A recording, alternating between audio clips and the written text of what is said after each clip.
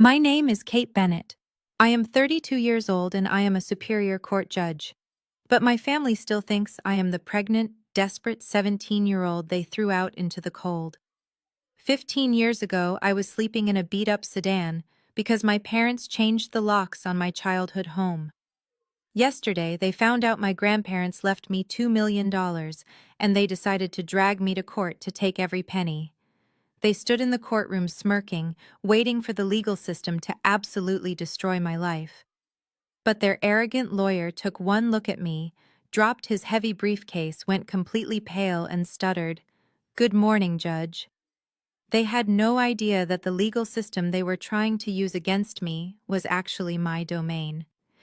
Before I continue this story, let me know where you are watching from in the comments below. Hit like and subscribe if you have ever had to stand up to toxic relatives who underestimated your worth and intelligence. The nightmare began on a peaceful Sunday morning. My 15-year-old son Leo and I were sitting at a quiet corner table of an upscale brunch cafe downtown. We were laughing over our pancakes when a thick manila envelope slammed down onto our table with a violent smack. The sudden impact knocked over my glass of iced water, soaking the edge of the white tablecloth and splashing onto Leo's jacket. I calmly looked up to see Jamal, my brother-in-law. Jamal is an African-American man who prides himself on projecting extreme wealth, though most of it is a cheap illusion. He was standing over our table, practically vibrating with unearned arrogance. He was wearing an oversized, flashy designer suit with a loud pattern that screamed desperation, complete with a chunky gold Rolex that I knew for a fact was a knockoff. He sneered down at us, deliberately making sure his booming voice was loud enough for the entire restaurant to hear. "You have been served," Kate Jamal announced, dragging out my name with pure venom. "Did you honestly believe you could just sneak away with $2 million of our family money and we would not find out?" I reached for a cloth napkin and slowly began dabbing the spilled water away from my son. Leo looked at Jamal, his jaw tightening in defense of me, but he stayed quiet, just like I had taught him. Jamal took my silence as fear. He leaned closer, resting his hands heavily on our table, invading our personal space and breathing his stale coffee breath into my face. "That envelope right there is a subpoena," Jamal declared, gesturing wildly to the soaked folder. "We know all about the secret trust fund your grandparents left behind. $2 million. You really thought you could manipulate two sick elderly people into leaving their fortune to the family disgrace. My wife is the rightful heir. Your parents are the rightful heirs. We hired the most ruthless shark lawyer in the entire state. We are taking all of it, every single cent." People at the tables around us were starting to stare, their forks hovering over their plates. A hush fell over the cafe. Jamal noticed the captive audience and his chest puffed out even further. He looked me up and down, his eyes filled with absolute disgust as he took in my simple beige cashmere sweater and minimal makeup. "Look at you," he mocked, letting out a harsh, cruel laugh. "You are still dressing like a broke waitress drowning in student loans. What did you think you were going to do with $2 million anyway? Buy a slightly nicer trailer park?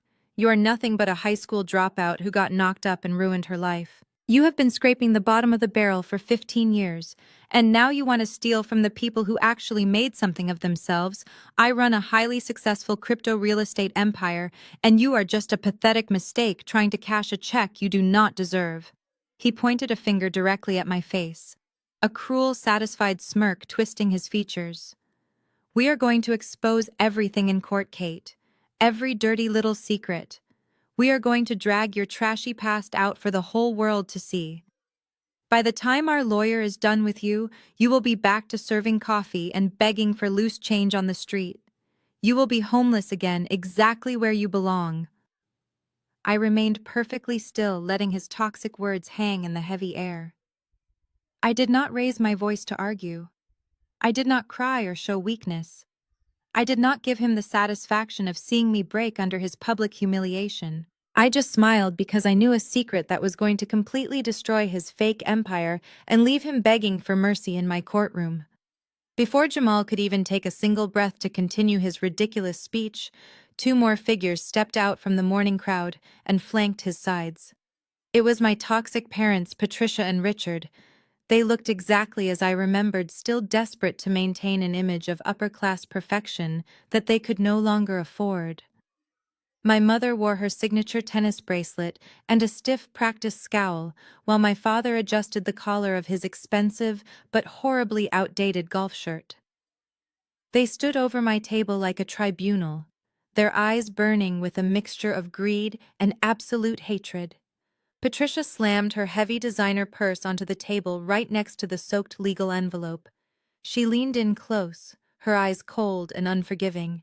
"I threw you out into the snow at 17 because your teenage pregnancy was a disgrace to this family's country club reputation," she hissed, her voice cutting through the quiet hum of the restaurant. "Do not think for a second that I regret it. And you really thought you could manipulate my parents into giving you our money after what you did to us?" My father. Richard immediately stepped forward to back her up. He puffed out his chest and looked around at the other patrons, clearly playing to the audience. "We gave you everything, Kate," he declared, adopting the tone of a deeply wounded and betrayed patriarch. "We gave you a beautiful home, we paid for your private school, and you repaid us by getting pregnant and ruining our social standing. You broke your mother's heart. We had to cut you off for your own good to teach you a lesson. And this is how you repay us, by sneaking behind our backs and stealing our rightful inheritance."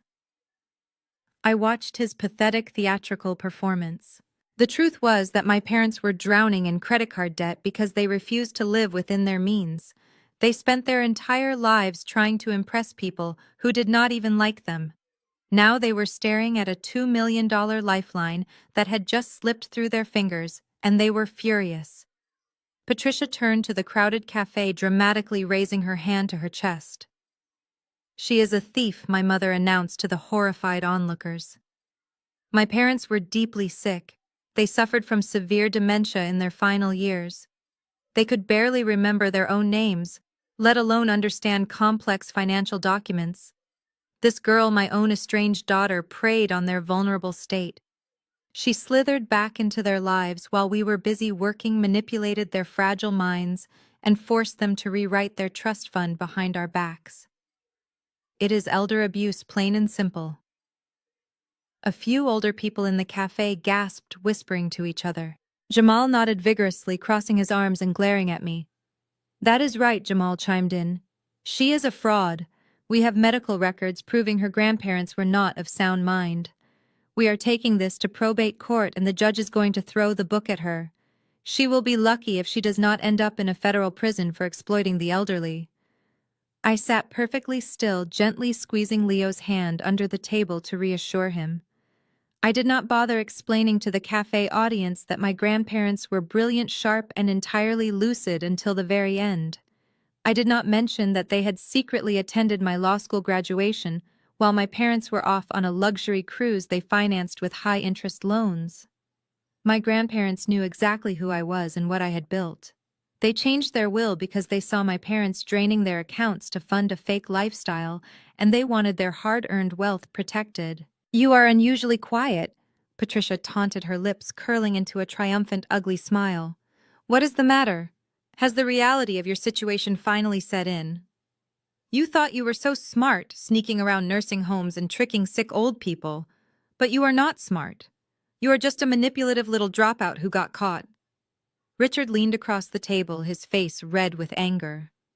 "You are going to sign that money over to us by Friday," he ordered, his voice dropping to a menacing growl.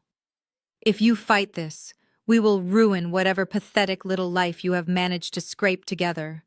We will expose you. We will tell your boss what you did. We will make sure you never find work in this state again. You will be back on the streets where you started sleeping in your car." Patricia grabbed her purse, looking down at me as if I were a stain on her expensive shoes. "You have until the end of the week, Kate. Make the smart choice for once in your miserable life. Otherwise, we will gladly destroy you in court." Before I could formulate a response to my mother, a fourth shadow fell across our table. It was my 34-year-old sister Amanda, the golden child. Amanda had always been the family favorite, the one who supposedly did everything right. She married Jamal, bought a house they could not afford, and spent her days trying to become a social media influencer. She was dripping in designer logos, though I could easily spot the rental tags tucked inside the collar of her jacket. Amanda did not even look at me. Instead, she fixed her venomous gaze directly on my 15-year-old son. Leo had been sitting so quietly, trying to remain invisible, but Amanda leaned down, her face inches from his, an ugly sneer twisting her perfectly contoured features. "So this is the $2 million mistake," Amanda said, her voice dripping with fake pity. "You know, Leo, your mother ruined our entire family just to have you. She was a selfish, reckless teenager who brought shame to our name, and now she is using you as an excuse to steal the money that belongs to me. Does she tell you that? Does she tell you that every bite of food you eat is paid for with stolen family funds?" My blood ran ice cold.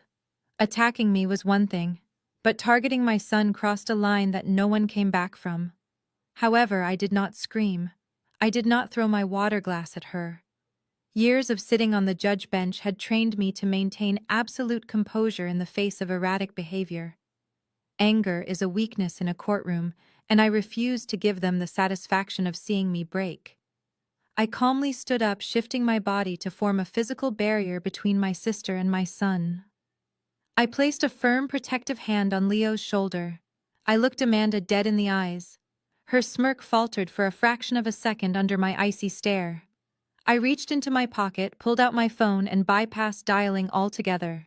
I simply raised my hand and made direct eye contact with the cafe manager, who had been watching the commotion nervously from the hostess stand. I gestured for him to approach. He hurried over, looking terrified of the chaotic scene my family had created. "Excuse me," I said to the manager, my tone perfectly level and authoritative. "These 4 individuals are not seated at this table. They are trespassing, causing a public disturbance, and actively harassing a minor. I would like them escorted off the premises immediately, or I will be forced to contact law enforcement to file a formal report for criminal harassment." The manager nodded quickly, turning to my parents and sister. "Sir, ma'am, I am going to have to ask you to leave the restaurant right now," he said, his voice shaking slightly. "You are disturbing the other guests. Please step away from the table." Jamal threw his head back and let out a loud, obnoxious laugh. He clapped his hands slowly, mockingly. "Oh, look at her," Jamal jeered. "Look at the little dropout trying to act tough, calling the manager." "Really? Are you going to ask him to fire us? You are pathetic, Kate. You think a cafe manager is going to save you from what is coming?" Jamal shoved his hands into the pockets of his tacky suit. "We do not need to stay in this cheap diner anyway," he bragged, puffing out his chest. "We accomplished what we came to do. You have been served. And just so you know exactly what you are up against, we hired Bradley. Do you even know who that is? Or do you only read comic books? Bradley is the most ruthless shark lawyer in the entire state. He destroys people for fun. He charges more per hour than you make in a year."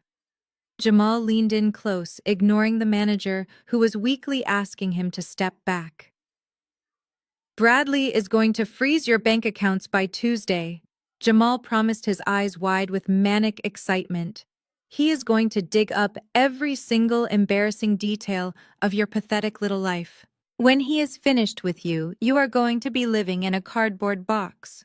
We are going to leave you homeless again, just like we did 15 years ago, and this time, nobody is going to come to save you." Amanda laughed, linking her arm through Jamal's. "Come on, honey," she said dismissively. "The smell of desperation is ruining my appetite. Let us go celebrate our incoming inheritance." My parents followed suit, Richard giving me one last warning glare, while Patricia adjusted her purse strap with a smug smile. They turned and marched out of the restaurant like conquering heroes, leaving the soaked subpoena on the table. They had no idea that their theatrical exit was just the beginning of their own massive downfall.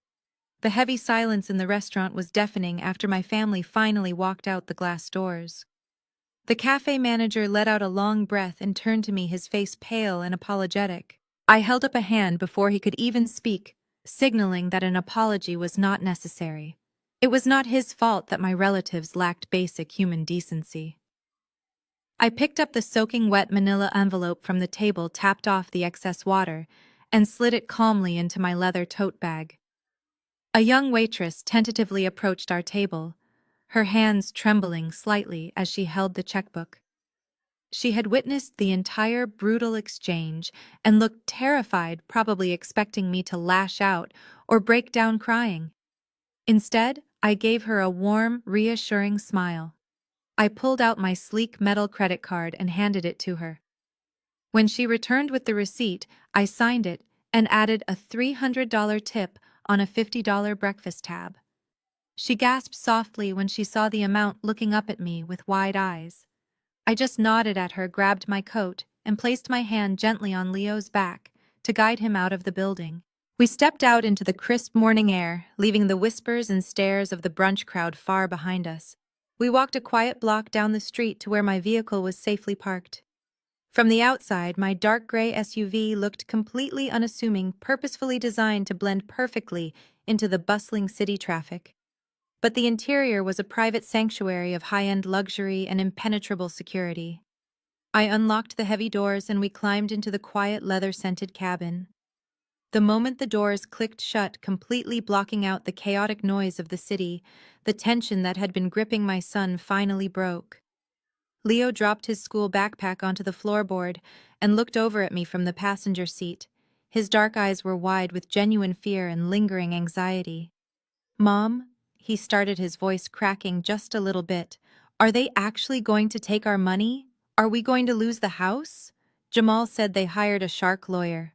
"What if they win and we end up on the street?" I reached across the wide center console and gently squeezed his trembling shoulder. I looked at my kind-hearted 15-year-old boy, the center of my universe, and felt a fierce surge of protective energy rush through my veins. I let out a confident laugh that made his tense shoulders drop in relief. "Leo," I said gently but with absolute certainty, "nobody is taking our home. Nobody is taking a single dime. Jamal and Amanda are just incredibly loud. And loud people rely on intimidation because they do not have any real power or intelligence. They are walking blindly into a massive trap, and they are way too blinded by their own toxic greed to see the steel jaws snapping shut around them. You have nothing to worry about. I promise you that we are perfectly safe." He took a deep, shaky breath, nodded slowly, and leaned back into the plush leather seat, trusting me completely. I turned my attention back to the modern dashboard, pressing the button to start the quiet engine. Before pulling out into the busy traffic, I paused and adjusted the rearview mirror. I caught my own intense reflection in the clear glass. The calm, composed face staring back at me was no longer the frightened, homeless 17-year-old girl my family desperately wanted me to be. I am 32 years old now. I survived freezing nights sleeping in my car. I survived working grueling double shifts, waiting tables while carrying a heavy law school backpack. I survived every single malicious obstacle they ever threw in my path. I did not just survive their cruelty. I completely conquered it. I am Kate Bennett, a sitting Superior Court judge in this state, and my family just declared a legal war on the absolute wrong woman. They thought they were handing a subpoena to a weak and easy victim, but they actually just handed a loaded weapon to the person who literally controls the courtroom. If you are ready to watch a group of arrogant, toxic people blindly dig their own legal graves, hit that like button right now. Subscribe to the channel if you believe that the best revenge is not screaming or arguing, but letting your silent success completely destroy the people who tried to bury you. Make sure you stay tuned, because what my greedy family did next crossed a line that forced me to take off the gloves entirely. Let us now get right back into the story. The next morning, my family tried to invade my peaceful sanctuary once again. It was early Monday. I was standing in my walk-in closet selecting a tailored charcoal blazer to wear over my conservative sheath dress. My bedroom was completely silent, a stark contrast to the chaotic circus at the restaurant the day before. As I was buttoning my cuffs, my cell phone buzzed on the marble vanity. The bright screen lit up with a new voicemail notification from a blocked number. I already knew exactly who it was. I tapped the screen, put the phone on speaker, and went back to organizing my leather briefcase for work. A long, heavy sigh echoed through the crisp audio, followed by the deep, falsely gentle voice of my father, Richard. "Kate, sweetheart, it is your father," the recording began. He sounded incredibly tired, playing the exhausted peacemaker to absolute perfection. "I know yesterday got a little bit out of hand. You know how passionate your mother and your sister get when they feel betrayed. Jamal is fiercely protective of our family legacy and our financial security. But I am calling you this morning because I want to be the voice of reason here. I want to resolve this quietly just between us before expensive lawyers completely destroy your entire life." I paused, picking up my pearl earrings, and listened intently as my father continued his attempt at psychological manipulation. "We do not want to see you out on the street again, Kate," he said, his voice dripping with fake paternal concern. "We know how incredibly hard it has been for you raising a teenage boy by yourself, with no real college education or marketable skills. We know you are scraping by on minimum wage right now, counting pennies just to keep the lights on and put food on the table. So I talked to the rest of the family last night, and I convinced them to offer you a massive compromise. Just wire us $1.8 million by Wednesday afternoon. We will let you keep the remaining $200,000. Think about it, sweetheart. $200,000 is a fortune for someone in your desperate position. It will pay off your credit card debts and help you secure a tiny apartment in a much safer neighborhood for Leo." I laughed out loud at my own reflection in the tall mirror. My father genuinely believed he was throwing a lifeline to a drowning woman while simultaneously trying to rob her blind. The tone of the voicemail suddenly shifted, dropping the caring facade and revealing the cold, hard, calculating threat underneath. "Now, if you decide to be stubborn about this," Richard continued, his voice growing sharp and deeply menacing, "if you make us drag you into a public courtroom, you need to understand what will happen to you. Our lawyer Bradley is not going to show you an ounce of mercy. He is going to subpoena your employer. He is going to drag your boss into court. He will tell everyone at whatever small diner or retail store you work at that you are a manipulative thief who preys on sick elderly people. He is going to expose your teenage pregnancy, your periods of homelessness, and every humiliating mistake you have ever made. Your friends, your coworkers, and your neighbors are all going to know how disgusting and deceitful you truly are. You will lose your job, Kate. You will lose everything you have. Take the $200,000 and walk away quietly. Do not make me completely destroy you." The voicemail ended with a sharp click, leaving the large closet in absolute silence once again. I picked up my phone, staring at the screen with a mixture of dark amusement and deep, unwavering pity. My father thought his words were a terrifying weapon. He assumed I was a fragile, uneducated waitress, terrified of losing a minimum wage shift. He had no comprehension of the fact that I was the one who signed the exact type of legal subpoenas he was currently threatening me with. I did not call him back to argue. I did not text him to defend my honor or explain my actual career. Engaging with a toxic narcissist only gives them the ammunition they desperately crave. Instead, I simply tapped the screen a few times, exported the audio file, and securely uploaded it to my encrypted cloud drive. I created a brand new folder on my phone and titled it Exhibit A Extortion Attempt. Then I slipped the phone into my briefcase, grabbed my car keys, and walked out the door, ready to go preside over my courtroom and let my father blindly walk right into the legal trap he had just set for himself. By noon that day, my father realized his threatening voicemail had been ignored. Instead of backing down, my family decided to escalate their attacks by taking their malicious campaign public. I had just called a brief recess and stepped back into my private chambers to review a case file when my personal cell phone began vibrating endlessly on my desk. Text messages from 3 of my closest friends, the few people who knew the truth about my toxic family, popped up in rapid succession. They were all sending me the exact same link to a live video currently broadcasting on social media. One message read, "You need to see what Amanda is doing right now." I tapped the screen and opened the application. There was my older sister Amanda sitting in the front seat of her leased luxury car, broadcasting to her thousands of followers. She was using a heavy beauty filter that smoothed her skin but could not completely hide the dark circles of financial stress under her eyes.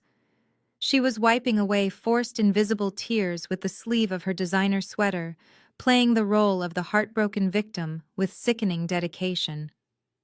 "Guys, I really need to talk to you all today," Amanda began, her voice trembling with manufactured grief. "I am just going through something so incredibly devastating right now, and I feel like I have to speak my truth. My family is being ripped apart by pure, unadulterated greed." I sat back in my heavy leather chair, turning the volume up, slightly fascinated by her audacity. Amanda stared directly into the camera and launched into a highly dramatic, entirely fabricated story about her estranged, greedy younger sister. She painted a picture of herself as a devoted granddaughter who had spent years caring for our elderly grandparents, conveniently leaving out the fact that she had not visited them once in their final 5 years. Then she dropped my name. "My sister Kate is a master manipulator," Amanda sobbed to her audience. "She abandoned this family 15 years ago. She got into a lot of bad trouble, dropped out of school, and completely broke my parents' hearts. And now, she has crawled back out of the woodwork to completely destroy us." Amanda took a deep, dramatic breath before getting to the real motivation behind her public meltdown: the money. "She manipulated our grandparents right before they passed away," Amanda claimed, her voice growing loud and indignant. "She stole a $2 million trust fund that was supposed to secure our family legacy. Jamal and I have been working so hard to build a future for our children. Jamal runs a brilliant crypto real estate business that is on the verge of changing the housing market entirely. We poured our life savings into it. But because the economy is tough right now, we are drowning in credit card debt. That money was meant to be the investment capital Jamal needed to launch his platform. Kate knew that, and she stole it anyway, just to punish us for giving her boundaries when she was a rebellious teenager." The live chat next to the video was moving rapidly. Strangers were leaving angry comments calling me a thief and praising Amanda for her bravery. Amanda soaked up the artificial sympathy like a sponge. She even pinned a link to a crowdfunding page at the bottom of the screen, shamelessly begging her followers to donate money to help save Jamal's failing business and cover their mounting legal fees. She was literally monetizing her own illegal defamation campaign against a sitting judge. I did not feel a single ounce of anger as I watched my sister lie to the world. In the legal profession, we call this a gift. Amanda was publicly broadcasting false, defamatory statements that directly attacked my character and my professional ethics. She was actively soliciting funds under false pretenses. By naming me and publicly accusing me of elder abuse and fraud, she was handing me an open and shut defamation lawsuit on a silver platter. I did not engage with her followers. I did not leave a comment defending myself. The internet is forever, and I wanted this exact copy preserved perfectly. I tapped the screen, recorded the entire broadcast, and saved the video file directly to my secure cloud drive.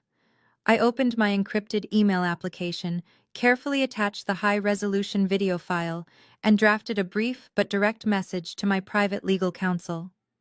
The email consisted of only 2 sentences. "Please review the attached video for clear evidence of public defamation and fraudulent solicitation. Add this to our growing file for Friday." I pressed send, locked my phone, smoothed the wrinkles from my blazer, and calmly walked back out to my courtroom to finish my afternoon docket. While I was busy handing down rulings from the bench, Jamal decided to take his extortion campaign to a dangerously low level. Since my father's phone call failed and Amanda's internet broadcast provoked no panicked response, Jamal figured he needed to strike at my only vulnerability. He drove his leased sedan across town, parking aggressively outside the chain-link fence of my son's high school. It was late afternoon. Leo was walking alone toward the student parking lot, his heavy gym bag slung over his shoulder. He did not notice the heavy footsteps approaching him until a large hand clamped down hard on his shoulder, spinning him around abruptly. Leo stumbled backward, coming face to face with his uncle. Jamal backed my 15-year-old son against the brick wall of the field house, intentionally blocking Leo from the view of the remaining coaches.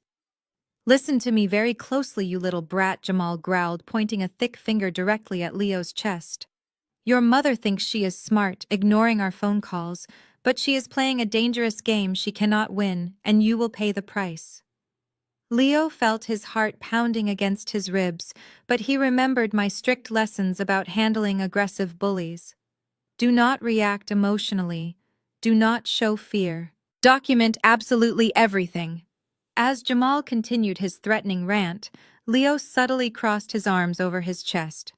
With a barely noticeable movement of his wrist, he tapped the screen of his Apple Watch, instantly activating the voice memo recording feature. "What do you want?" Jamal Leo asked, his voice remarkably steady despite the adrenaline surging through his veins. "You are not supposed to be on school property right now. I am here to give you a reality check," Jamal sneered, leaning in so close that Leo could smell his cheap cologne. "Your mother is a common criminal. She stole $2 million that belonged to my wife.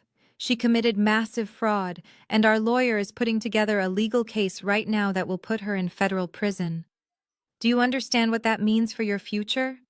You will lose your fancy house, your expensive private school, and everything you own. You are going to end up bouncing around dangerous group homes while your mother rots away in a cold jail cell."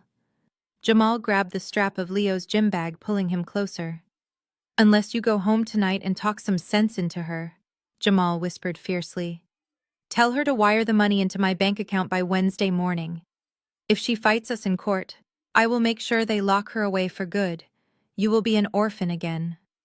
Instead of begging for mercy, my son straightened his posture.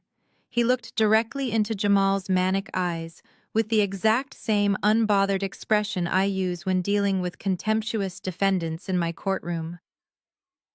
"Are you quite finished?" Leo asked coldly. Jamal blinked, clearly thrown off balance by the complete lack of terror in the teenager's voice. "What did you just say to me?" Jamal demanded angrily. "I said, 'Are you finished?'" Leo repeated without flinching. "Because my watch is currently recording every single word you just said to me. You are an adult.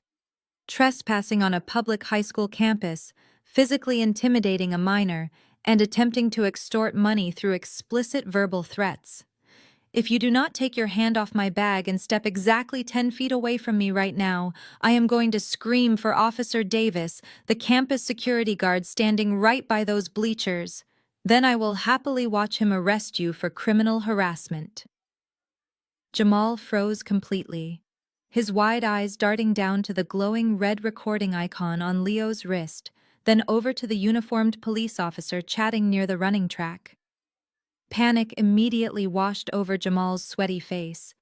He let go of the gym bag as if it had suddenly caught on fire. He took 3 quick steps backward, his chest heaving heavily with frustrated rage. "You and your mother are both completely insane," Jamal hissed venomously. "You really think a stupid audio recording is going to save you? Our lawyer Bradley is going to eat you both alive in court. Enjoy your last few days living in that nice house, kid." Jamal turned on his heel and sprinted back to his parked car, peeling out of the lot in a cowardly rush. Leo stood perfectly still, waited until the sedan disappeared from sight, and stopped the recording. He texted the clear audio file to my secure encrypted number with a simple message that read, "I got him, Mom." Jamal had absolutely no idea that he had just voluntarily handed a sitting judge the exact criminal evidence legally required to put him in handcuffs. After receiving Leo's clear audio file, calm washed over me. My toxic family had crossed the point of no return. I finished my afternoon docket, changed out of my robes, and slipped out the back exit. I drove to the quiet, prestigious law firm of Mr. Abernathy. Mr. Abernathy was a meticulous old-school estate attorney in his late 70s. He had handled my grandparents' legal affairs for over 40 years. When I walked into his mahogany-paneled office, he greeted me with a warm, respectful smile that my own parents had never once shown me. "Please have a seat, Kate," Mr. Abernathy said, gesturing to a plush leather chair across from his massive desk. He folded his hands, looking at me with a mixture of immense pride and lingering sadness. "I received the notice that your parents and your sister are officially contesting the trust. I am so sorry they are putting you through this circus." I sat down and crossed my legs, setting my briefcase on the floor. "It is exactly what I expected them to do," I replied smoothly. "My parents are drowning in credit card debt, and Amanda is financing a lifestyle she cannot maintain. They are desperate. But I need to know why my grandparents left everything to me. My parents claim I manipulated them, but the truth is, I had not spoken to my grandparents in over 10 years. I kept my distance because I thought they hated me just as much as my parents did."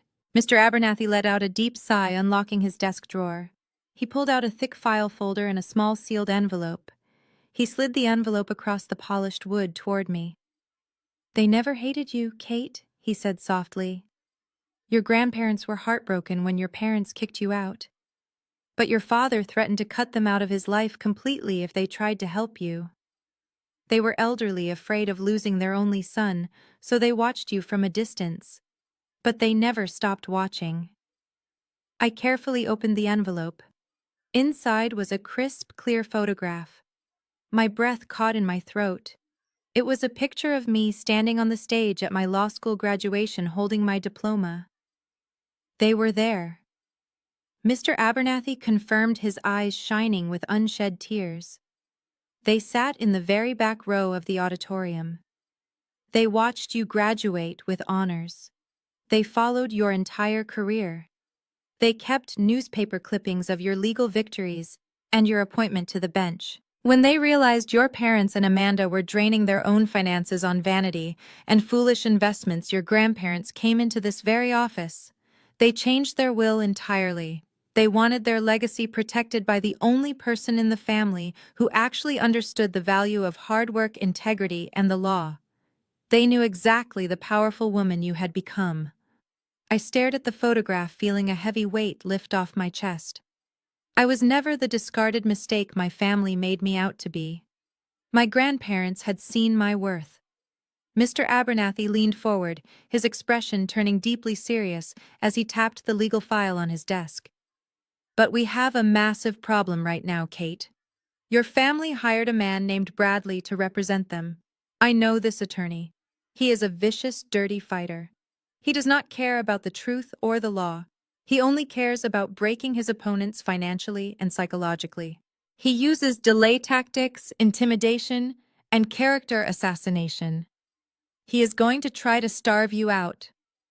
"What exactly is his first move?" I asked, my voice completely devoid of fear. "He is going to file an emergency injunction tomorrow morning," Mr. Abernathy warned urgently.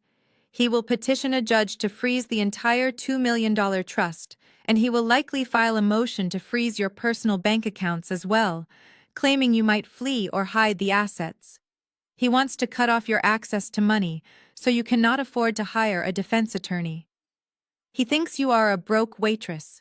He wants you panicking and desperate to settle." I looked down at the beautiful photograph of my graduation one last time, gently placed it back into the protective envelope, and securely slid it into my leather purse. Then I took a deep breath and looked directly up at the worried elderly lawyer. A slow, dangerous smirk spread across my face. "I am not going to hire a defense attorney, Mr. Abernathy," I stated calmly. "I am going to represent myself. And as for Bradley starving me out, I welcome the challenge. Let him try to freeze my accounts. He does not know exactly who signs his firm's emergency injunctions." I left Mr. Abernathy's office with a renewed sense of purpose. When I returned to my private chambers at the courthouse the next morning, I sat down at my heavy mahogany desk and pulled out a stack of blank legal forms. Drafting an official response to a civil subpoena is a daunting task for an ordinary citizen, but for a sitting judge it is practically muscle memory. I carefully filled out the required paperwork to officially represent myself. I checked the box labeled Pro C, waiving my right to retain outside counsel. Then I came to the section requesting the defendant's mailing address. I could have listed my private gated community, but I wanted to plant a seed of pure arrogance in my family's minds. So I wrote down the official address of the State Superior Court building in the heart of downtown, listing my specific chamber suite number simply as Suite 402. I signed the document, sealed it in an envelope, and had my clerk send it out via certified mail. I knew exactly how my family would interpret that piece of paper. 2 days later, the certified letter arrived at Amanda and Jamal's overpriced, heavily mortgaged house. Jamal grabbed the envelope from the mail carrier, his eyes lighting up with malicious excitement when he saw my name on the return label. He practically sprinted into their overly decorated living room, where Amanda was busy posing for photos to post on her social media. Jamal tore the envelope open, pulling out the official court response. He scanned the document quickly, his eyes zeroing in on the Pro C designation. Jamal threw his head back and let out a booming, hysterical laugh that echoed off their vaulted ceilings. He tossed the legal papers onto the glass coffee table like a winning lottery ticket. "Just look at this trash," Jamal shouted, pointing at the document while Amanda rushed over to read it. "She cannot even afford a lawyer. She is representing herself, pro se. Do you know what that means? It means she is completely broke. She is probably panicking right now, trying to Google how to survive a civil lawsuit. Bradley is going to absolutely slaughter her in front of the judge." Amanda picked up the paper, her perfectly manicured nails tapping against the crisp white edges. A wicked, triumphant smirk spread across her face.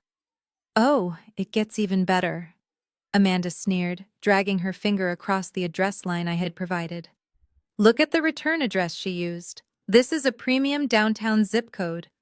She actually expects us to believe she lives or works in a luxury high-rise downtown." Jamal leaned over her shoulder, squinting at the address. "Suite 402? He read aloud, shaking his head in sheer disbelief. "She is so pathetic. She probably rented one of those cheap virtual mailboxes in a corporate building just to make herself look important on paper.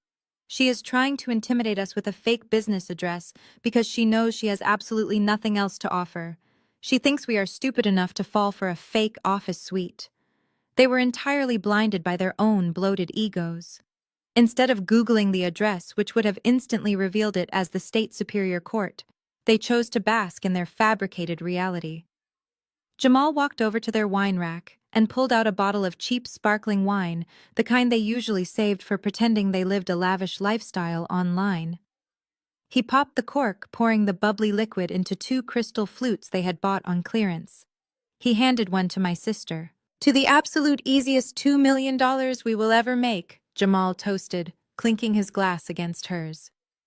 Amanda took a large sip, already calculating how she would spend the stolen inheritance. "I need to call Mom and Dad right now," she said eagerly, pulling out her phone.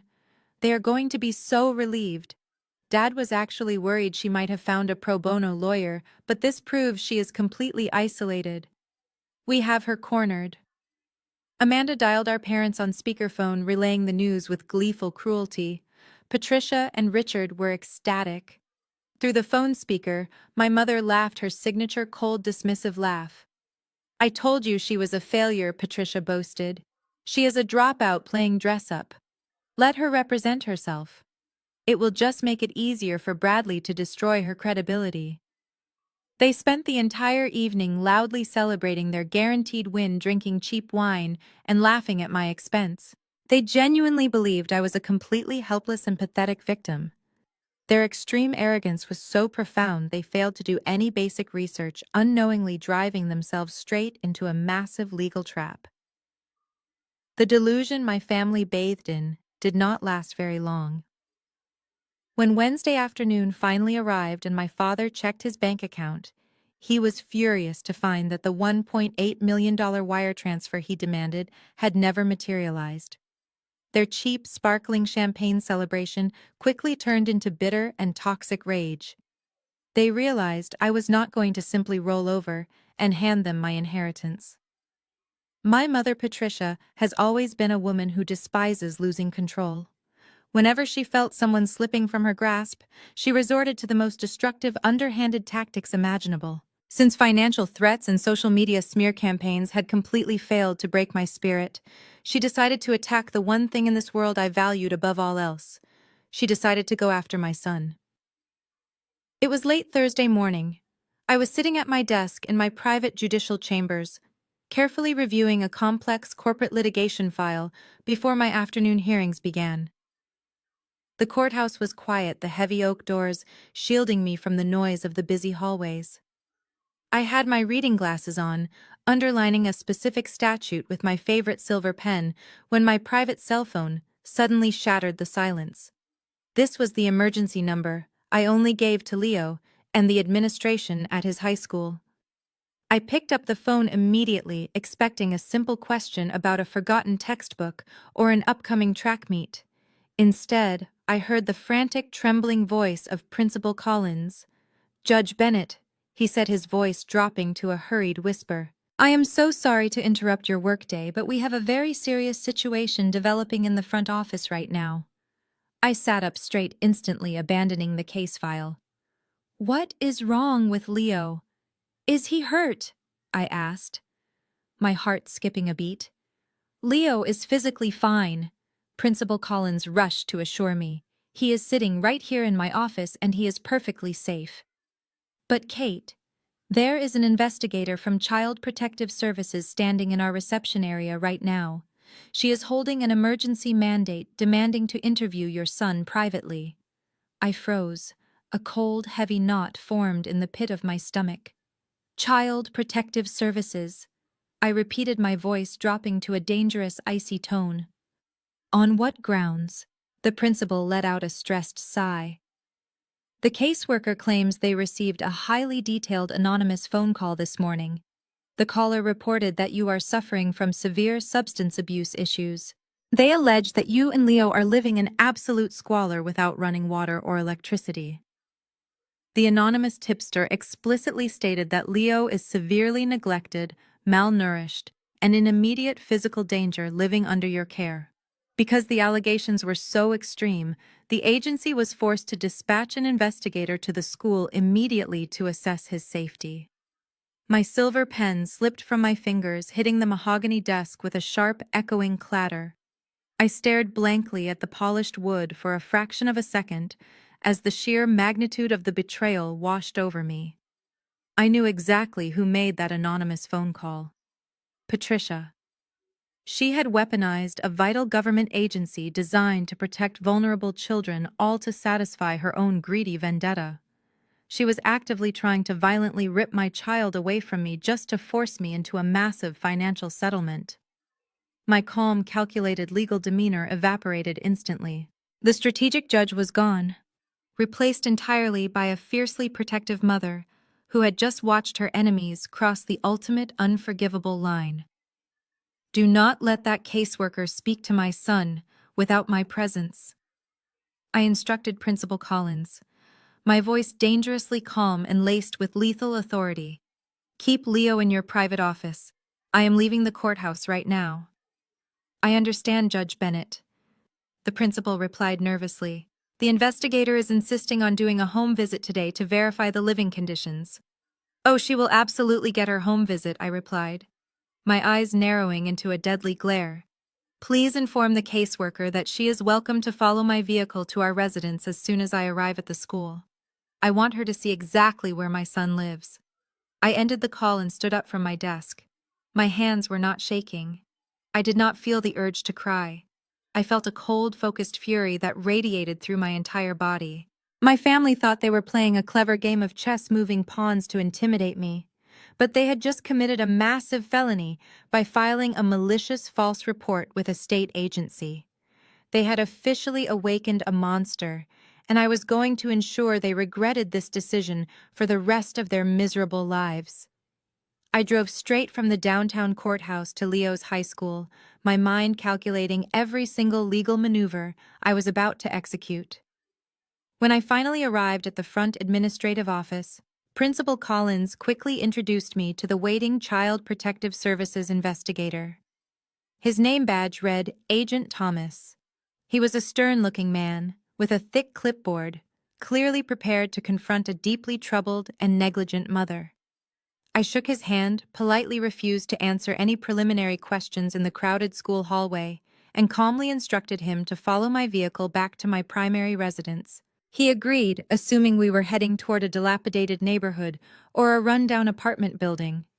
Instead, he followed my dark gray SUV out of the city and up into the winding tree-lined hills of the most exclusive neighborhood in the county. I watched him in my rearview mirror as we approached the imposing iron gates of my private community. He had to stop his modest sedan at the guardhouse, roll down his window, and hand over his state identification before the armed security personnel would even allow him to enter the premises. Once inside the iron gates, Agent Thomas followed me down a pristine street lined with massive, architecturally stunning properties. I pulled into the wide, spotless driveway of my own $2 million modern estate. The house featured massive windows, perfectly manicured landscaping, and a quiet, peaceful atmosphere that directly contradicted every single word of the anonymous report. I stepped out of my car, unlocked the heavy custom front door, and gestured for the investigator to come inside. He walked through the entryway, his eyes scanning the immaculate hardwood floors, the vaulted ceilings, and the expensive contemporary artwork hanging on the walls. He looked visibly disoriented. He had been dispatched to rescue a starving teenager from a dangerous drug den without electricity or running water.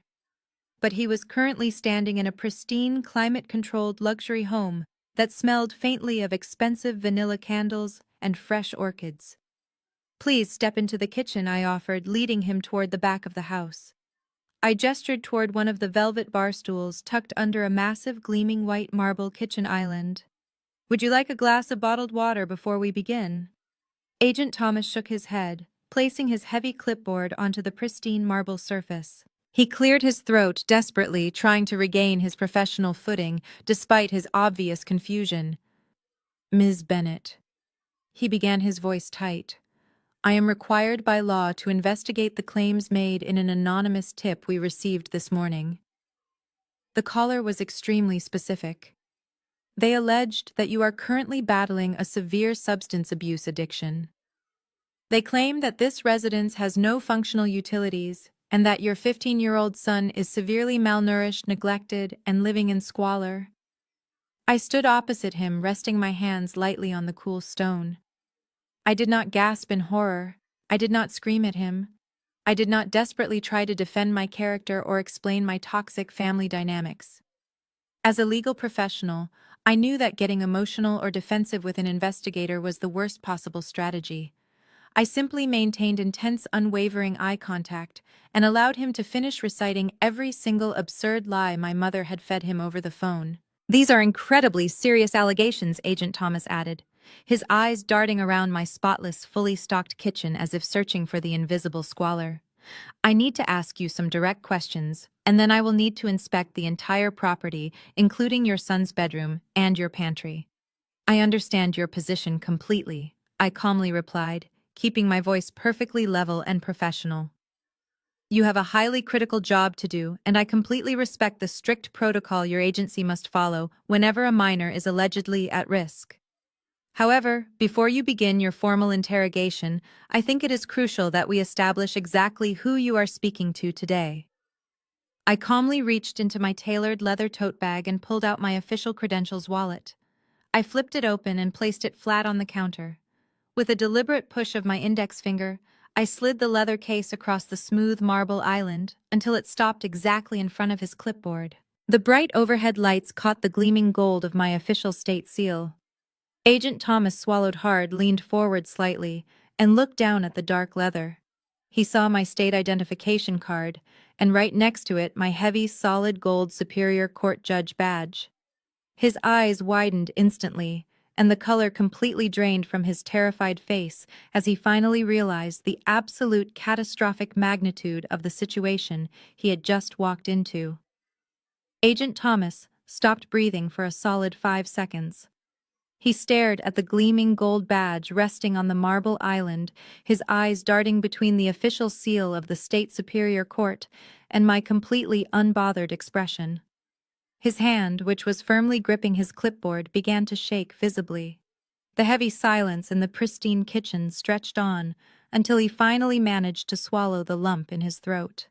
"Judge Bennett," he stammered, his voice cracking slightly. "I had absolutely no idea. The report came through our emergency anonymous hotline this morning. They flagged it as an immediate priority. I am so deeply sorry for this intrusion." I did not smile, but I kept my tone perfectly even. "You do not need to apologize to me, Agent Thomas," I replied, picking up my badge and sliding it back into my leather tote bag. "You are simply doing your job, and I genuinely appreciate the dedication your agency shows to protecting vulnerable minors. However, you are not here because my son is in danger. You are here because you have been weaponized by a highly malicious family member who is currently attempting to extort $2 million from me in a civil lawsuit." Agent Thomas blinked rapidly, the pieces of the puzzle aggressively slamming into place. He looked around the immaculate $2 million luxury kitchen, shaking his head in sheer disbelief. "Someone filed a false report against a sitting judge to gain leverage in a lawsuit?" he asked, his voice dripping with shock and professional outrage. "That is a massive felony." "Exactly," I nodded calmly. "My estranged mother, Patricia, and my sister, Amanda, are currently contesting my late grandparents' trust fund. They tried to threaten my career. They tried to harass my son at his high school yesterday. When all of those intimidation tactics completely failed, they resorted to calling your agency to manufacture a crisis. They wanted to terrify me into signing a massive settlement before our court date next week." Agent Thomas set his clipboard down on the marble counter with a heavy thud. His previous stern demeanor completely vanished, replaced by a fierce, focused anger on my behalf. "Filing a false report of child abuse is one of the most disgusting things a person can do," he said firmly. "It pulls critical resources away from children who are actually in grave danger. I cannot even begin to explain how seriously our department takes this kind of malicious behavior." "Then I assume you will have absolutely no problem providing me with the exact origin of that anonymous tip," I stated, leaning slightly forward. "As a judge, I know exactly how your emergency intake systems operate. Every single call is logged, recorded, and tracked. Even if they used an internet-based calling application to hide their caller identification, your cybersecurity division has the immediate capability to pull the exact internet protocol address and the cell phone tower ping from the exact moment that call was placed. I want those records, Agent Thomas. I want the audio recording of the call, and I want the digital footprint proving exactly which device contacted your agency this morning." Agent Thomas did not hesitate for a single second. "I will personally pull the intake logs the minute I get back to my office," he promised. Pulling a pen from his shirt pocket and aggressively flipping to a blank page on his clipboard, he began writing rapidly. "I am officially closing this investigation right now. I am marking this file as an unfounded and malicious false reporting incident. I will request an expedited trace on the incoming phone number and have the complete unredacted file securely delivered to your private chambers by tomorrow morning." I watched him write the official classification, feeling a cold wave of absolute victory wash over me. My mother thought she was being incredibly clever by hiding behind an anonymous hotline. She thought she could throw a grenade into my life and walk away without leaving any fingerprints. Instead, she had just handed me a certified government document proving she committed a severe felony. "Thank you, Agent Thomas," I said, walking him back toward the heavy custom front door. "I will make sure this evidence is put to excellent use in the courtroom." He stepped out onto my immaculate front porch, pausing for a moment, in the warm afternoon sun, shaking his head one last time. "They have absolutely no idea who they are actually messing with right now, do they?" he asked, offering a respectful nod. "No, they truly do not," I replied smoothly. "But they are going to find out very soon. And when that exact moment arrives, I am going to ensure that the entire legal system comes crashing down upon them with absolute perfection." While I was standing in my pristine kitchen securing the exact evidence needed to put them behind bars, my family was busy celebrating their imaginary victory across town. They had booked a table at the most exclusive and ridiculously expensive Michelin star restaurant in the city. Amanda live-streamed their dinner, which is how I knew every pathetic detail of their delusional evening. They walked into the softly lit, elegant dining room, acting like royalty, conquering a small nation. Jamal wore the same tacky designer suit from the cafe, while Amanda had squeezed herself into a new velvet cocktail dress, with the security tag probably still tucked under her arm. My parents trailed behind them, my father puffing his chest out, and my mother looking down her nose at everyone else. They demanded the best table in the house. When the waiter approached with leather-bound menus, Jamal took control to show off. He did not even bother opening the menu.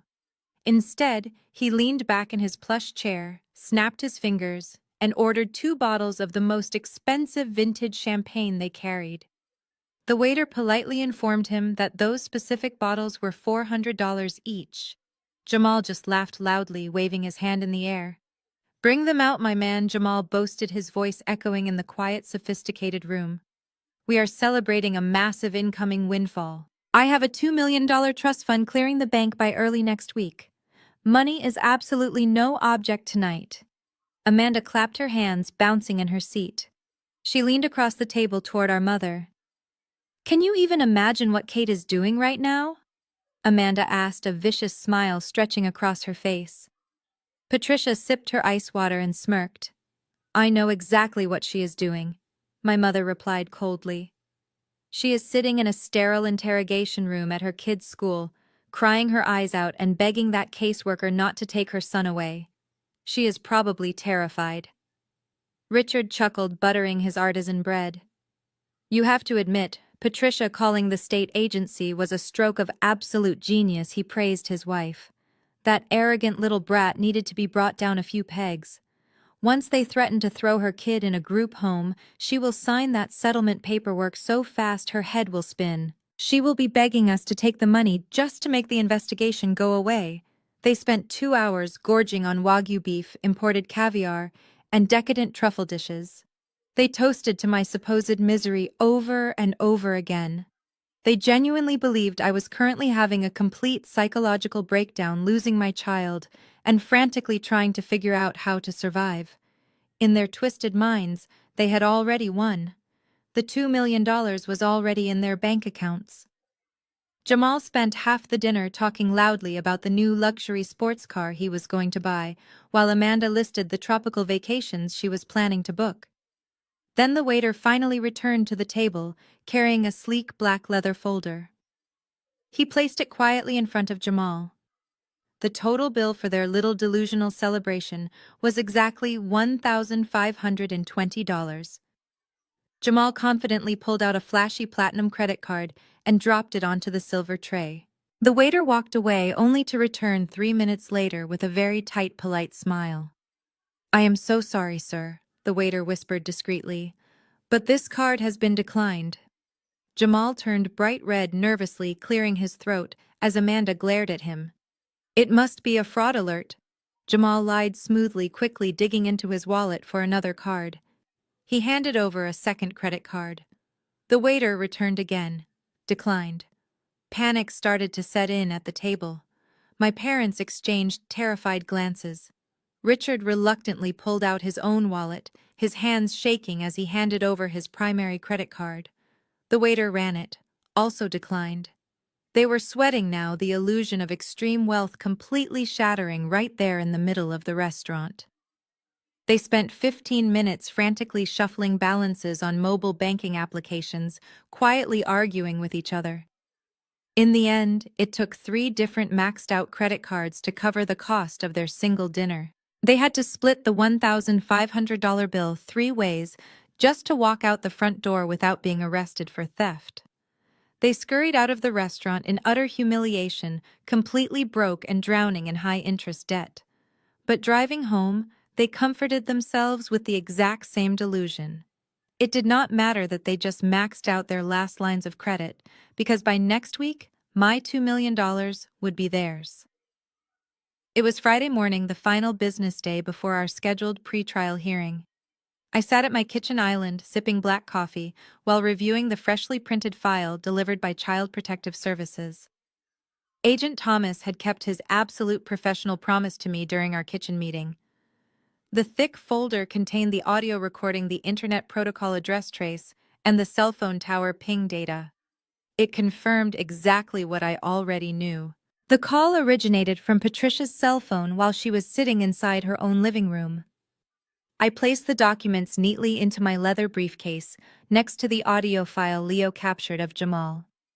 My legal arsenal was complete. I had every single piece of evidence required to send my family to jail and leave them financially ruined. Before allowing the heavy hammer of the justice system to swing down, I decided to make one final phone call. I quickly dialed my estranged mother's number.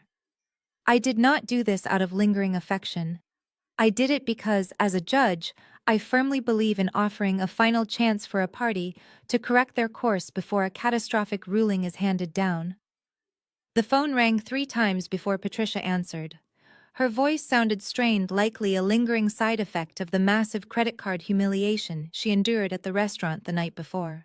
But the moment she realized who was calling, her tone instantly shifted into her signature brand of toxic arrogance. Well, well, well, Patricia mocked, her voice dripping with artificial sweetness. Look who is finally crawling back to beg for mercy. Have you had enough fun playing your little legal games, Kate? I deliberately kept my voice entirely devoid of any emotion. I am not calling to beg for anything, Patricia, I stated clearly. I am calling to give you one final opportunity to walk away. Drop the lawsuit right now. Call your expensive lawyer, tell him to cancel the hearing, and never contact my son or me ever again. If you do that, I will let you walk away with whatever is left of your miserable life. But if you refuse, and if we walk into a courtroom on Monday morning, your lives as you know them will be completely over.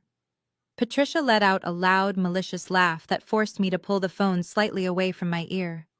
You are absolutely unbelievable, she cackled. You are in no position to issue threats to anyone, you pathetic little dropout. Do you honestly think your empty words frighten me? I know exactly what is happening in your miserable life right now. I know the state investigators came to your house yesterday. I know they saw the absolute squalor you live in. You are probably terrified of losing custody of your son, and you think you can scare me into dropping the case so you can keep the money. She was deeply invested in the fake reality she had constructed. You really are desperate. Kate Patricia continued, her tone growing vicious. You have absolutely nothing. You are a broke, uneducated waitress who tried to pull a fast one on her own flesh and blood. You failed. We hired the best legal representation in the state, and you do not even have a real lawyer. Do you really think a judge is going to listen to a high school failure over a respected, wealthy family like ours? She took a deep breath to deliver her ultimate verbal blow. I am not dropping the lawsuit, she hissed through the speaker. We are taking every single penny of that $2 million. We are going to expose you for the fraud you truly are. And when the judge kicks you out onto the street, nobody is going to come to save you. In fact, you should probably stop by a grocery store this weekend and ask them for a large cardboard box. Bring that cardboard box to court on Monday, Kate, because you are going to be living in one very soon. I did not raise my voice or try to correct her wildly inaccurate assumptions. I had offered her a legitimate chance to save herself from complete destruction, and she aggressively spat in my face. The legal and moral boundaries were now firmly set. I will see you in court on Monday. Patricia, I replied smoothly. I ended the call without waiting for her response. I placed the phone face down on the marble counter, picked up my black leather briefcase, and walked out the door. The trap was now perfectly set. My greedy family blindly locked themselves inside it and eagerly awaited their own devastating financial execution. They were about to learn a very painful lesson about the brutal efficiency of the American legal system. The weekend passed in a state of absolute quiet execution.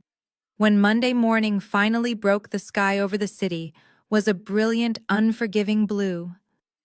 I woke up long before the sun crested the horizon, feeling an electric current of anticipation rushing through my veins. Today was the day. I stepped into my master bathroom and turned on the shower, letting the scalding water wash away any lingering traces of stress or hesitation. I was not walking into that courthouse today as a victim, a daughter, or a sister. I was walking in as the undisputed authority they had foolishly decided to challenge. I stepped into my massive walk-in closet, turning on the bright overhead lights. Normally, if a civilian is called to court for a pre-trial civil hearing, they spend hours agonizing over what to wear. They want to look respectful, hoping to impress the judge with a tailored suit or a conservative dress. My eyes briefly scanned the row of expensive civilian blazers, pencil skirts, and silk blouses hanging neatly on the racks. I reached out and ran my fingers over a sharp navy blue jacket, but I quickly pulled my hand away. I bypassed the standard civilian clothes entirely. I did not need to dress to impress the judge today, because the judge presiding over this ridiculous circus already knew exactly who I was. Instead, I walked over to the specialized cedar wardrobe at the back of my closet. I opened the heavy wooden doors and looked at the garment hanging inside, my official state judicial robes. The heavy sweeping black fabric was immaculate, freshly pressed, and carried the profound weight of the law in every single thread. Putting on these robes is a daily ritual I treat with the utmost reverence. It signifies the absolute separation of personal bias and impartial justice. Today, however, that black fabric was going to serve a dual purpose. It was my uniform, but it was also my ultimate weapon. I carefully removed the robes from the cedar hanger and meticulously folded them, ensuring not a single wrinkle marred the pristine black fabric. I placed the folded robes inside a discreet, opaque leather garment bag, zipping it up tightly so no one could see the contents. I set the garment bag next to my heavy leather briefcase, which contained the ironclad evidence that was about to obliterate my family.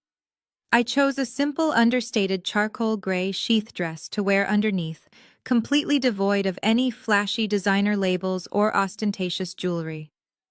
I wanted to look exactly like the unassuming, helpless defendant they were expecting to see sitting alone at the defense table. I walked downstairs into the kitchen, the soft clicking of my heels echoing in the quiet house. Leo was already sitting at the kitchen island, eating a bowl of cereal before school. He was dressed in his private school uniform, his backpack resting by the door. He quickly looked up directly at me, his dark eyes deeply searching my face for any sign of fear or anxiety. He knew exactly what today was. "Are you ready for them?" "Mom," Leo asked quietly, setting his spoon down.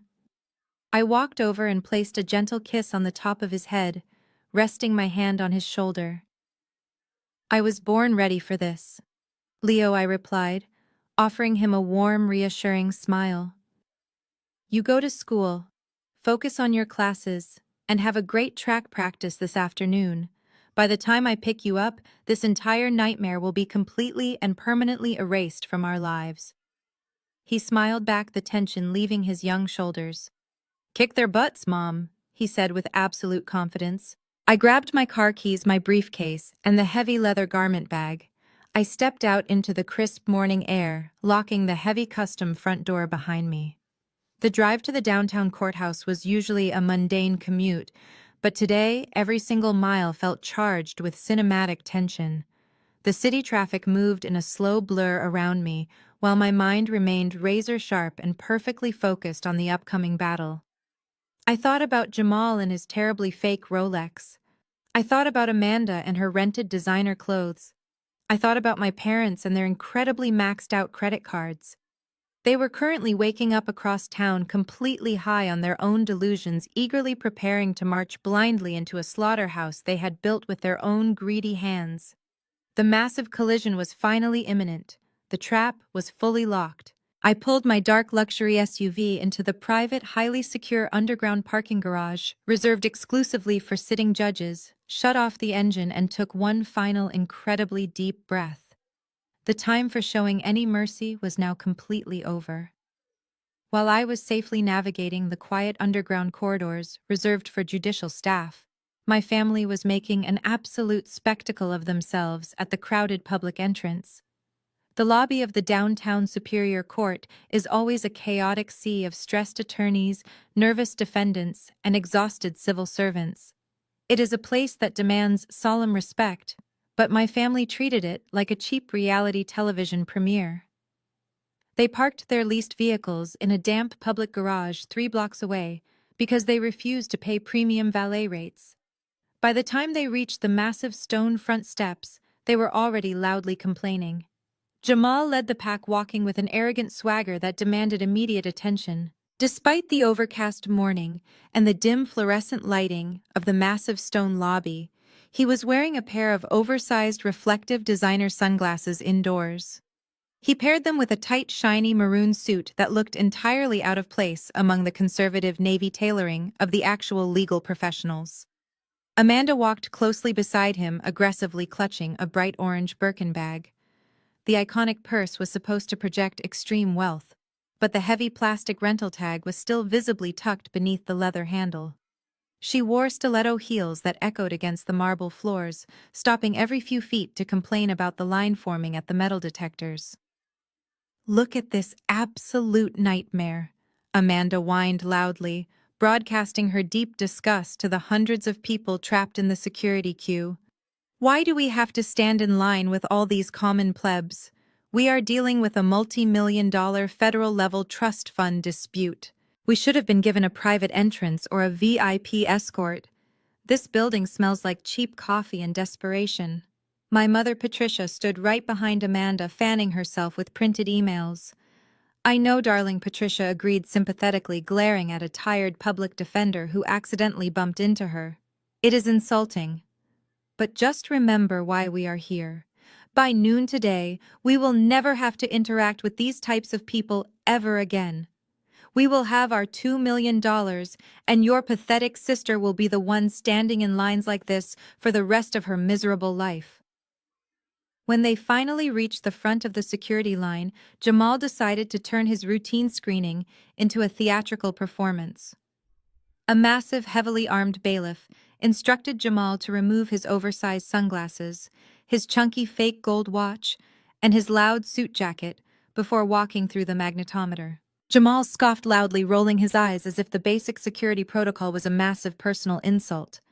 "Do you have any idea who I am?" Jamal demanded, leaning over the plastic security bins to intimidate the unimpressed officer. "I am the CEO of a lucrative crypto real estate firm. I do not have time to strip down like a common criminal. I am here to sue a fraudster who stole my inheritance. We are walking out of this dump today with a $2 million judgment. You should be rolling out a red carpet for us, not treating us like street trash." The veteran security officer did not even blink. He had dealt with thousands of arrogant litigants, and Jamal was nothing special.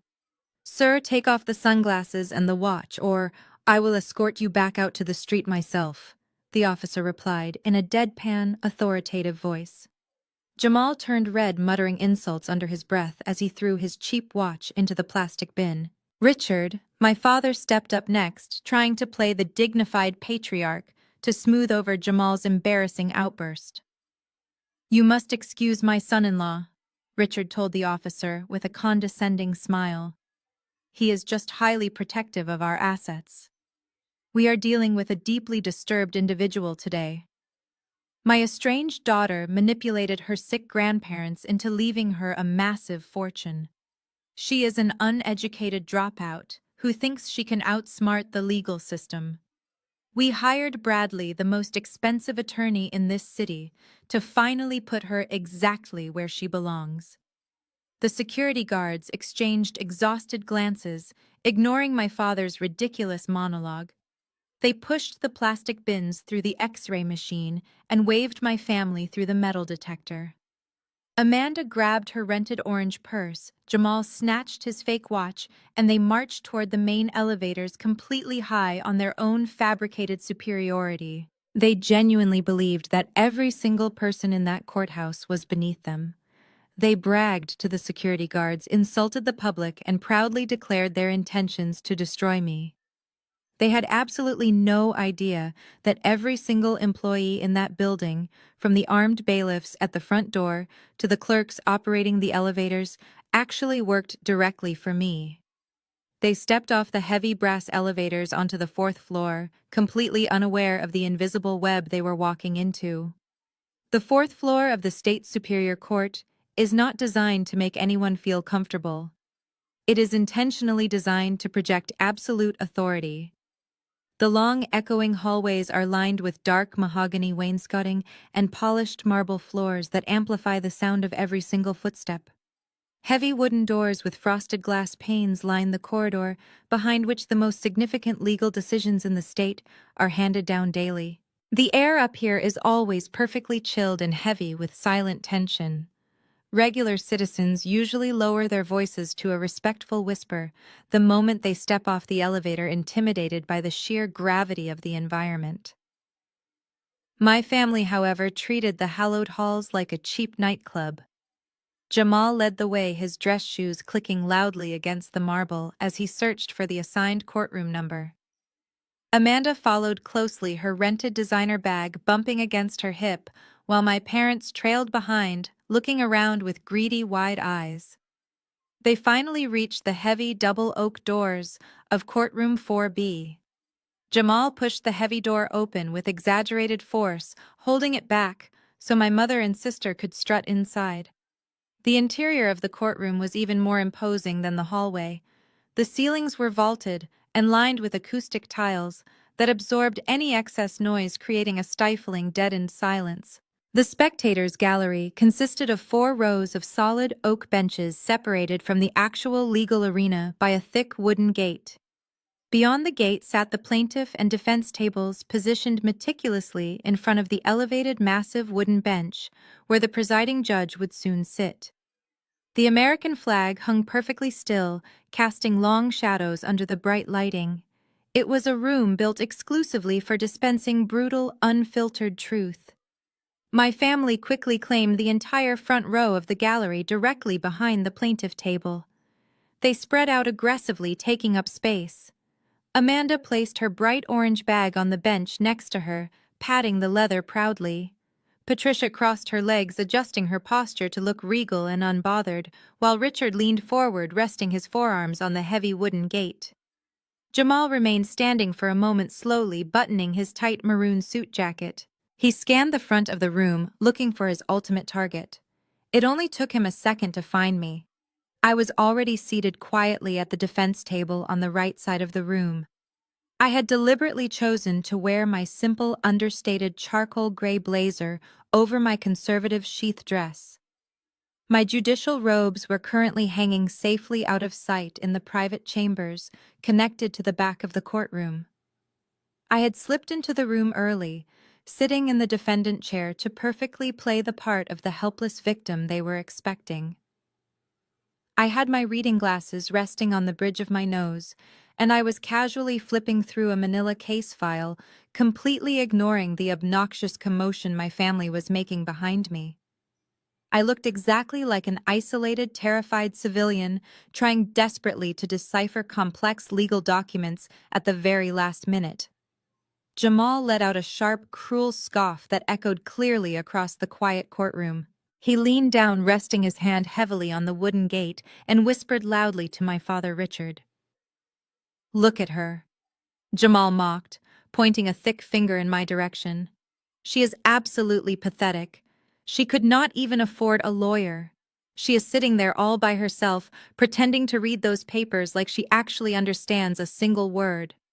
We are going to slaughter her." Richard let out a low, rumbling chuckle, his eyes fixed on the back of my head with pure, unadulterated malice. "I told you she would crumble," Richard whispered back, leaning closer to Jamal. "She always was too stubborn for her own good. But today is the day reality finally catches up with her. When the judge sees her sitting there alone, completely unrepresented and clueless, he is going to hand us that $2 million check without a second thought." Amanda leaned forward, joining the toxic huddle. "Just make sure Bradley does not go easy on her," Amanda hissed eagerly. "I want him to make her cry." I want it on the public record that she is a fraud. Jamal smirked, adjusting his shiny cuffs. Oh, do not worry about Bradley. Jamal promised, his voice dripping with venomous anticipation. Bradley does not know the meaning of the word mercy. He is going to walk right through those heavy doors, take one look at that lonely little table, and completely tear her apart, piece by piece. As if Jamal had summoned him with those exact words, the heavy oak doors at the back of the courtroom swung open with a definitive thud. Every head in the gallery turned to watch the entrance. It was Bradley. You did not need his business card to know exactly who he was and what he did. He radiated the kind of ruthless, predatory energy that only a lawyer who charges $1,000 an hour can successfully project. He was wearing a flawless, custom-tailored Italian suit that draped perfectly over his shoulders, a stark and embarrassing contrast to the cheap maroon fabric tightly squeezing Jamal. A genuine platinum watch gleamed subtly from his left wrist. He walked with a smooth predator stride, his chin tilted up just enough to look down his nose at the entire room. Trailing half a step behind him was a nervous-looking young paralegal struggling to balance two heavy banker boxes filled with legal files. Those boxes were pure theatrical intimidation. This was a standard pretrial hearing that required maybe 10 pages of actual documentation. But Bradley was famous for using shock and awe tactics to completely overwhelm unrepresented defendants. He wanted me to look at those massive boxes and instantly panic, believing he had unearthed thousands of pages of deeply buried secrets about my life. Bradley did not even cast a single glance toward the defense table as he marched down the center aisle. To him, an unrepresented working-class defendant was not a worthy opponent. I was just a minor speed bump on his way to cashing another massive commission check. Bradley stopped directly in front of the wooden gate where my family was sitting. He flashed a brilliant, highly practiced smile that did not quite reach his cold, calculating eyes. "Good morning, everyone," Bradley said, his voice a rich, booming baritone designed to project authority. He reached over the wooden railing, firmly shaking hands with Jamal and my father before offering a polite nod to my mother and sister. "I hope you all had a wonderful weekend. I know walking into a courthouse can be a stressful experience for most families, but I want you to sit back, relax, and enjoy the show today. We hold absolutely all the cards." Jamal leaned forward eagerly, gripping the wooden gate. "She is sitting right over there," Jamal whispered excitedly, pointing a thumb over his shoulder in my direction. "She is all by herself. She does not even have a cheap public defender." Bradley let out a low, condescending chuckle, straightening his expensive silk tie. "I saw the docket filing on Friday," Bradley replied smoothly, keeping his back entirely turned to me. "Pro se. It is the absolute greatest gift an opposing party can give us. Unrepresented defendants are walking disasters. They do not understand the rules of civil procedure, they do not know how to object properly, and they almost always incriminate themselves within the first 5 minutes of speaking. The judge presiding over this hearing is going to have absolutely zero patience for a pro se litigant wasting the court's valuable time.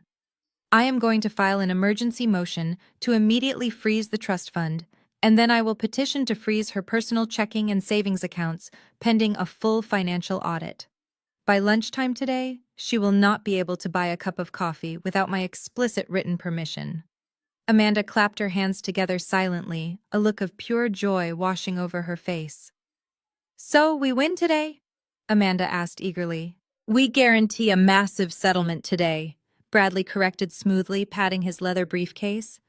"Once I freeze her assets and submit the character witness affidavits detailing her troubled past and lack of formal education, she will be begging us to settle just to avoid public humiliation.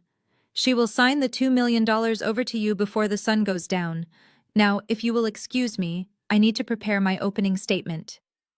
Bradley pushed through the swinging wooden gate and confidently strode over to the plaintiff table. He placed his imported leather briefcase on the solid wood surface and popped the gold latches with a satisfying double click. He pulled out a silver laptop, a yellow legal pad, and a Mont Blanc fountain pen.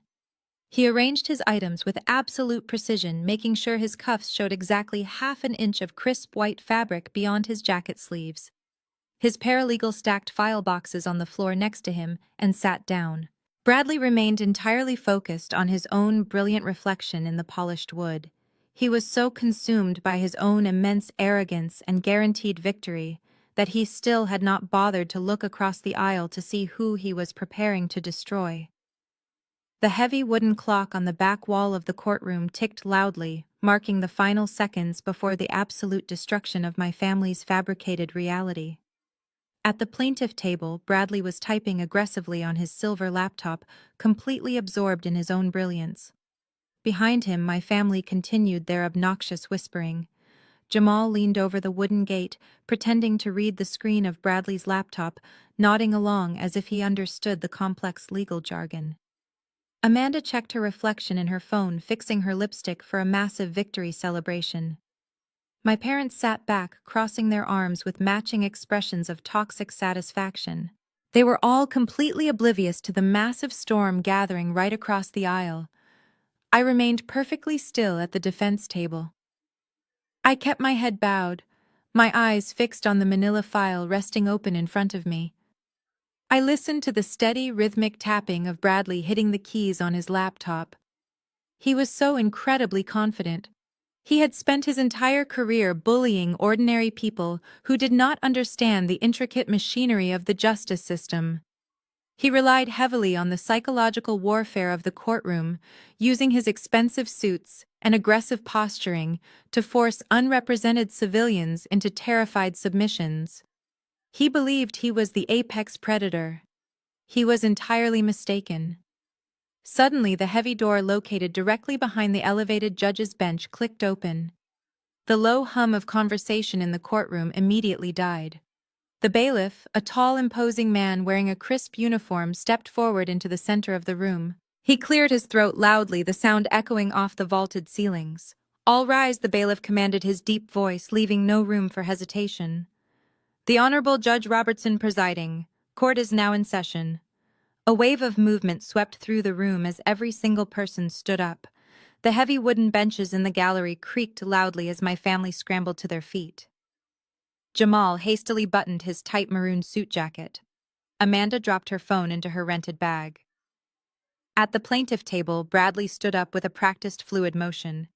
He smoothed his custom Italian suit, adjusted his expensive silk tie, and picked up his Mont Blanc fountain pen, fully prepared to deliver a devastating opening statement. Before Judge Robertson even took his seat at the bench, Bradley decided it was the perfect moment to execute his signature intimidation tactic. Stare down the helpless pro se defendant to establish total dominance before the first word is even spoken. I heard the subtle rustle of expensive fabric as Bradley slowly turned his body toward the defense table. He lifted his chin, preparing to unleash a glare designed to shatter the confidence of a desperate, uneducated waitress. He expected to see a terrified, trembling woman clutching a tissue, overwhelmed by the majestic terror of the superior court. I knew exactly what he was doing. Timing is absolutely everything in a courtroom. As Bradley turned his head, I deliberately reached up and pulled my reading glasses down the bridge of my nose. I slowly closed the manila file I had been pretending to study and pushed it aside. I lifted my head, squared my shoulders, and finally looked directly across the wide aisle. Our eyes met. The reaction was instantaneous and violently physical. It was as if an invisible force had slammed directly into Bradley's chest. The arrogant, predatory gleam in his eyes vanished in a microscopic fraction of a second, replaced by a look of sheer, unadulterated horror. His perfectly styled posture completely collapsed. The blood drained from his face so rapidly that his tanned skin turned a sickly ashen gray. His jaw dropped open, but no sound came out of his throat. He stopped breathing. I did not break eye contact. I leaned forward slightly, resting my elbows on the solid wood of the defense table, and folded my hands together. I rested my chin delicately on my knuckles. I did not look angry. I did not look afraid. I looked at the most expensive, ruthless shark lawyer in the city, with absolute quiet authority. Then very slowly, I allowed a chilling, knowing smile to spread across my face. He was scheduled to argue 3 massive corporate lawsuits in my specific courtroom starting next month. He was standing in a public courtroom hired by extortionists aggressively preparing to destroy the life of a sitting superior court judge who held his professional career in the palm of her hand. The heavy gold fountain pen slipped out of his trembling fingers. It hit the polished wooden table with a sharp crack rolling off the edge and clattering onto the floor. He was completely paralyzed, trapped in a waking nightmare of his own making. The sharp clatter of the gold fountain pen hitting the hardwood floor echoed loudly in the dead-silent courtroom. Bradley did not even blink. He did not bend down to retrieve his expensive pen. His hands, which had been confidently adjusting his silk tie just moments before, were now shaking so violently that he had to grip the edges of the plaintiff table just to keep himself standing upright. A thick bead of cold sweat broke out across his forehead, ruining his perfectly groomed appearance. He stared across the aisle at me as if he were looking at a ghost. His pristine legal mind, usually razor-sharp and ready to destroy anyone in his path, had completely short-circuited. Behind him, my family was entirely oblivious to the catastrophic realization paralyzing their high-priced lawyer. Jamal leaned forward over the wooden gate, his brow furrowed in annoyance. He nudged my father, gesturing toward Bradley. "What is he doing?" Jamal hissed loudly, the sound carrying easily in the quiet room. "Tell him to start talking. The judge is waiting." Judge Robertson had indeed taken his seat at the massive elevated wooden bench at the front of the room. He adjusted his microphone and looked down at his daily docket, then peered over his reading glasses. He looked at the plaintiff table, where Bradley was still frozen, gripping the wood with white knuckles. Then Judge Robertson looked across the aisle to the defense table. His stern expression instantly softened into a look of mild surprise, followed by a warm, respectful nod of recognition directed squarely at me. I politely nodded back to the presiding judge, acknowledging my senior colleague, before returning my unwavering gaze to the terrified man standing across the aisle. Amanda let out an impatient sigh. She reached over the wooden railing and actually poked Bradley sharply in the back of his expensive custom jacket. "Go on, Bradley," Amanda loudly whispered, her voice dripping with toxic entitlement. "Destroy her. Tell the judge she is a broke fraud. We are paying you $1,000 an hour to talk, so start talking." The sharp poke from my sister finally snapped Bradley out of his frozen trance, but it did not spur him into the aggressive legal attack my family was eagerly anticipating. Instead, it sent him into a state of sheer, unadulterated panic. He jerked away from Amanda's touch, as if she had just burned him with a hot iron. He frantically shoved his chair backward, creating as much physical distance between himself and my toxic family as possible. He looked at them with a mixture of absolute disgust and profound terror, realizing that the arrogant people sitting in the front row had just tricked him into committing professional suicide. "Mr. Bradley, Judge Robertson," prompted his deep voice, cutting through the rising tension in the room. "You requested this emergency hearing. Are you prepared to proceed with your opening remarks, or do you need a moment to collect your dropped pen?" Bradley swallowed hard. His chest heaved as he struggled to pull oxygen into his lungs. He did not look up at Judge Robertson. He could not tear his terrified eyes away from me.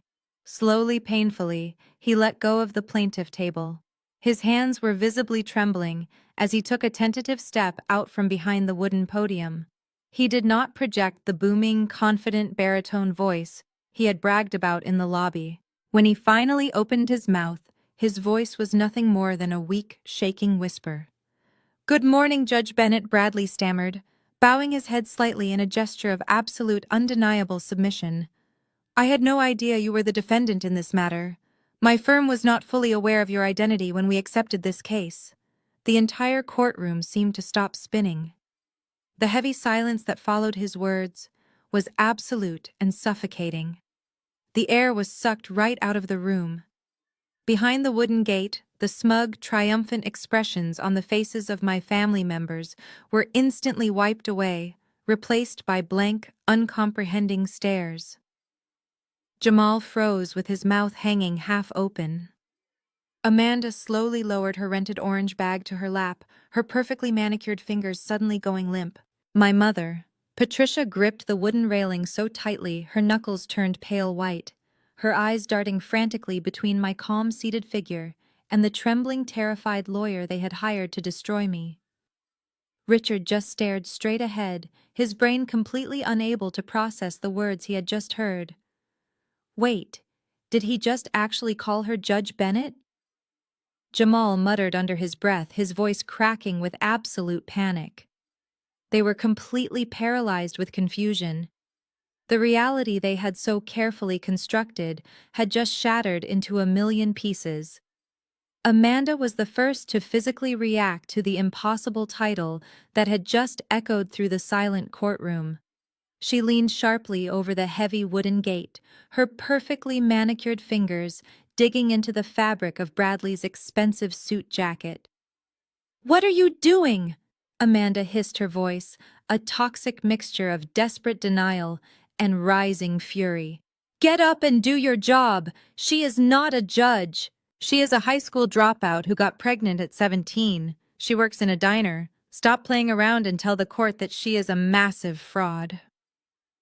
Bradley ripped his shoulder away from her grip so violently that he nearly knocked his paralegal to the floor. The polished, arrogant predator who had strutted down the center aisle minutes ago was completely gone. In his place stood a man staring directly into the abyss of his own destroyed career. He spun around to face my family, his face flushed with terrifying, unhinged rage. He leaned down over the wooden railing, completely ignoring basic courtroom decorum, and got right into Amanda's face. "Are you completely out of your mind?" Bradley furiously whispered back, his voice shaking with absolute venom. "Are you all completely insane? Do you have any idea what you have just done to me? You lied to me. You sat in my office, drank my sparkling water, and handed me a fabricated story about a broke waitress. You led me blindly into a slaughterhouse." Jamal tried to intervene, puffing out his chest in a pathetic attempt to regain control of the crumbling situation. "Hey, watch how you speak to my wife," Jamal warned weakly. "We are paying you $1,000 an hour to win this case, not to have a nervous breakdown in the middle of a hearing. Just look at her. Does she look like a judge to you?" Bradley looked as if he was going to physically attack Jamal right there in the gallery. He grabbed the lapels of his own custom Italian suit, his breathing ragged and shallow. "She does not just look like a judge, you ignorant fool!" Bradley snarled, his spit flying onto Jamal's cheap maroon jacket. "That woman sitting completely unbothered across the aisle is the Honorable Kate Bennett. She is the youngest Superior Court judge in the entire state. She is the most brilliant legal mind in this district. She runs this building. My father—" Richard finally found his voice, though it was barely a dry croak. "That is impossible," Richard muttered, shaking his head rapidly as if he could physically reject the reality unfolding in front of him. "She barely finished high school. She was homeless. We threw her out. There is absolutely no way she climbed to the top of the judicial system." "You are mistaken, Bradley. Look at the paperwork." "I am not mistaken," Bradley hissed, slamming his trembling hand down onto the wooden gate. "I know exactly who she is because my entire livelihood currently depends on her. Judge Bennett is actively presiding over 3 of my firm's largest corporate litigation cases. We are talking about multi-million-dollar class action lawsuits. Cases that determine the financial survival of my entire law firm. She holds the power to completely destroy my career, and you absolute morons just hired me to file an extortive lawsuit against her. You made me threaten a sitting judge." The sheer gravity of Bradley's words finally crashed down upon my family like a suffocating avalanche. Patricia sank back into the hard wooden bench, all the color draining from her heavily made-up face. Amanda covered her mouth with both hands, her rented designer bag slipping off her lap and hitting the floor with a dull thud. Jamal suddenly looked incredibly small, his fake gold watch gleaming pathetically under the harsh fluorescent lights. They had spent the entire last week actively harassing, mercilessly threatening, and viciously defaming a powerful woman who literally commanded the absolute highest level of legal authority in the entire state today, without even realizing it. "This is professional suicide," Bradley gasped, stepping back from the railing and running a shaking hand through his perfectly styled hair. "If the State Bar Association finds out I filed an aggressive civil suit against a Superior Court judge, Based on the vindictive lies of a bankrupt family, they will strip me of my license. I am completely ruined. I am done. Bradley turned his back on his former clients, completely abandoning them to their fate, leaving them suffocating in their own panicked realization. He slowly looked up at the elevated bench where Judge Robertson was watching the entire dramatic meltdown with narrowed, furious eyes. Bradley knew that he simply could not escape. He had to face the catastrophic consequences of his very own monumental arrogance. Judge Robertson leaned forward, resting his forearms heavily on the polished mahogany of the elevated bench. He was a veteran of the state judicial system, a man who had spent over 40 years presiding over complex civil litigation and criminal trials. He possessed a terrifyingly sharp intellect and zero tolerance for courtroom theatrics. He adjusted his silver-rimmed glasses and looked down at the chaotic scene unfolding before him. He had watched the entire explosive exchange between the high-priced lawyer and the arrogant gallery. Now the absolute silence in the room was deafening. He slowly picked up the thick stack of emergency motions Bradley had aggressively filed just hours prior.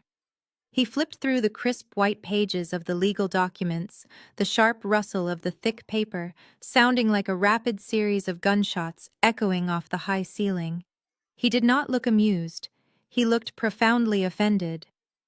Counselor Bradley Judge Robertson finally began, his deep voice acting like a low, rumbling thunder that immediately demanded absolute compliance. I am currently holding a formal petition for an emergency injunction. A petition demanding the immediate freezing of a $2 million trust fund, along with a request to freeze the personal banking accounts of the defendant. A defendant you claim is a severe flight risk, an unemployed fraudster, and a danger to her own minor child.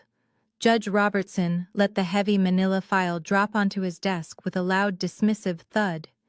He slowly shifted his piercing gaze away from the paperwork and locked eyes with the trembling attorney standing below him.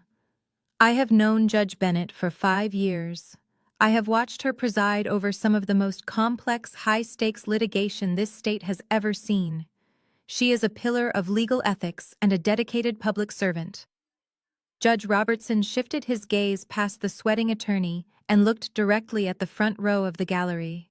His eyes slowly swept over Jamal, sweating in his tight maroon suit, Amanda aggressively clutching her rented orange bag, and my parents Richard and Patricia, who were now shrinking back into the wooden bench. The veteran judge did not try to mask his absolute disgust. He looked at them as if he had just discovered a nest of venomous snakes hiding inside his chambers.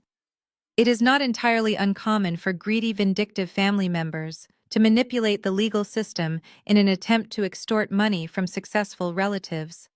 Judge Robertson stated coldly, making sure every single syllable echoed through the room. Civil courts deal with petty jealousy and financial desperation every single day. But it is exceptionally rare to see an extortion attempt executed with such breathtaking, undeniable stupidity. Judge Robertson turned his lethal attention back to the plaintiff table. He pointed a single weathered finger directly at Bradley. What I want to know, counselor, is how a senior partner at a prestigious downtown law firm allowed himself to be weaponized by a group of blatant opportunists. Did you thoroughly vet this filing, Mr. Bradley? Did you conduct even a basic background check on the defendant before marching into my courtroom and demanding I freeze the assets of a sitting superior court judge, or did you simply smell blood in the water, see a $2 million trust fund, and file this frivolous, insulting waste of the court's time without a single shred of due diligence? Bradley looked exactly as if he was about to physically collapse. The custom Italian suit that had fit him perfectly 10 minutes ago suddenly looked heavy and suffocating. Sweat poured down his temples, soaking the crisp collar of his expensive dress shirt. He gripped the edges of the podium so hard his knuckles turned completely white. He opened his mouth to speak, but only a desperate, raspy wheeze escaped his throat. He cleared his throat violently, his panicked, wide eyes darting frantically between the imposing figure of Judge Robertson and the heavy oak doors securely closed at the very back of the room, looking exactly like a trapped wild animal, desperately calculating an impossible escape route out of a cage. Your Honor. Bradley finally choked out, his voice practically unrecognizable. I was completely misled. My firm was intentionally deceived by our clients regarding the fundamental facts of this dispute. We were provided with fraudulent narratives and manipulated family histories. I take full responsibility for the catastrophic failure of my intake department, but I cannot, in good conscience or ethical standing, proceed with this litigation today. Bradley took a step backward, physically distancing himself from the plaintiff table and the family sitting behind it. I am officially requesting the court's permission to immediately withdraw as counsel of record for the plaintiffs effective this very second. I simply cannot represent these incredibly deceptive individuals anymore. Judge Robertson stared at the disgraced attorney for a long moment before giving a single sharp nod. "Your motion to withdraw is granted, Mr. Bradley," the judge stated coldly. "Step away from the plaintiff table immediately and take a seat in the back of the gallery. Do not leave this building. We will be discussing your professional sanctions regarding this frivolous filing in my private chambers once this hearing concludes." Bradley did not argue.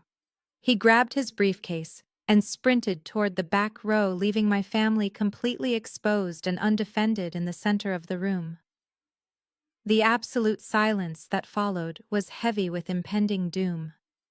My parents, Amanda and Jamal, sat frozen, staring at the empty table in front of them. They had no lawyer, they had no case, they had absolutely no idea how to navigate the complex legal arena they had so arrogantly forced me into. I calmly pushed my chair back and stood up from the defense table. I did not raise my voice. I did not gloat or smirk. I simply buttoned my charcoal gray blazer, picked up my leather briefcase, and walked slowly toward the center podium. The sound of my heels clicking against the polished hardwood floor was the only noise in the massive courtroom. I placed my briefcase on the podium, snapped open the gold latches, and pulled out 3 carefully organized file folders. "Your Honor." I began projecting my voice with the lethal practiced precision of a seasoned judge. "I am respectfully requesting that the plaintiff's petition for an emergency injunction be dismissed with extreme prejudice. Furthermore, I am submitting 3 pieces of physical and digital evidence into the official court record to demonstrate that this lawsuit is not merely a frivolous civil dispute, but a coordinated criminal extortion campaign designed to terrorize me and my minor child." I opened the first folder and slid a thick stack of notarized documents across the bench toward Judge Robertson. Exhibit A is the original unmodified trust agreement executed by my late grandparents, I explained clearly. As the court will plainly see, the documents were drafted and witnessed by a senior partner at Abernathy and Associates. The trust includes a specialized ironclad competency clause signed by 2 independent board-certified neurologists on the exact day the will was amended. My grandparents were in perfect cognitive health. The plaintiff's claims of elder abuse and manipulation are entirely fabricated, and they have absolutely no legal standing to contest this document. I heard a sharp intake of breath from my father in the gallery, but I did not even glance in his direction. I opened the second folder and pulled out a sleek silver flash drive. Exhibit B. I continued, my voice dropping to a colder, more dangerous register. This contains a clear, unedited audio recording captured just last week. It features the plaintiff's husband, Jamal, trespassing on the grounds of a public high school to physically corner and threaten my 15-year-old son, Leo. On this recording, Jamal explicitly threatens to have me sent to federal prison and promises to have my son placed into a dangerous group home unless I wire $1.8 million directly into his personal bank account by Wednesday morning. This is textbook criminal extortion harassment of a minor and terroristic threatening.